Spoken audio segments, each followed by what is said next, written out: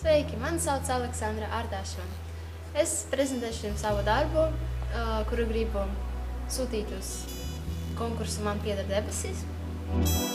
Astronomija ir zinātne, kura pēta pasauli apkārt mūsu kosmosu. Kosmos dod lielas iespējas pētījumiem, kā arī uzzināt kaut ko jaunu un skaisto. Šī zinātne ir jāpopularizē. Lai to popularizētu, var izveidot dažādi stendi muzejos vai planetāriju, kuri pievērst bērnu uzmanību. Latvijā ir planetāriji, par kuriem, diemžēl, zina ne visi cilvēki. Tie nav tik labi tehniski aprīkoti kā citas rietumvalstīs.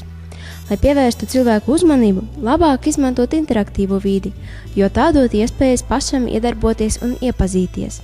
Izstādēs, kuras ir piemērotas bērniem, ir jābūt tāda tehnika, kura neietu bojā un būtu viegli izmantojama. Pēdējos gados aktīvi attīstās interfeisi, kuri neprasa fiziskā kontaktā ar ierīci.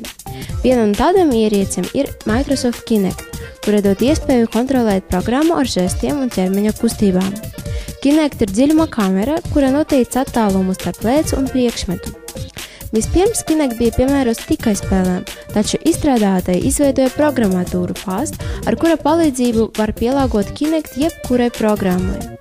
Projektam mēs izvēlējāmies programmu Observatorio Stellarium, jo tajā ir vairāk iespēju un labāka grafika. Lai izstādē būtu kvalitatīva, jāizvēlās tādi žesti, kurus bērni izmantotu intuitīvi un nevajadzētu nekādas instrukcijas. Tāpēc bija izdarīts eksperiments. 30 bērniem vecumā no 12 līdz 18 gadiem bija jāizvēlas žests katrai komandai. Uz iegūtiem rezultātiem tika izvēlēti žesti. Lai attēlu pavirzītu uz leju, ir jāpaceļ augšā kreiso vai labo roku. Lai pavirzītu augšā, ir jānolaiž kreiso vai labo roku apakšā. Lai pavirzītu attēlu, ir jāizmanto kreiso jeb labo roku. Ja vēlās tuvināt attēlu, tad jānoliekas uz priekšu un lai attālinātu uz atpakaļ. Lai izmēģinātu iespējas izmantot tādu metodi muzejos vai planetārijos, Rīgas klasiskajā ģimnāzijā tika izveidota izstāde, kura darbojas nedēļas laikā. Skolniekiem nebija grūtības ar to izmantošanu. Tas bija ļoti interesanti un aizraujoši. Projekta rezultāts ir izvēlēto žestu saraksts, kā arī programmas daļa, kur var pielāgot Stellarium un citām programmām.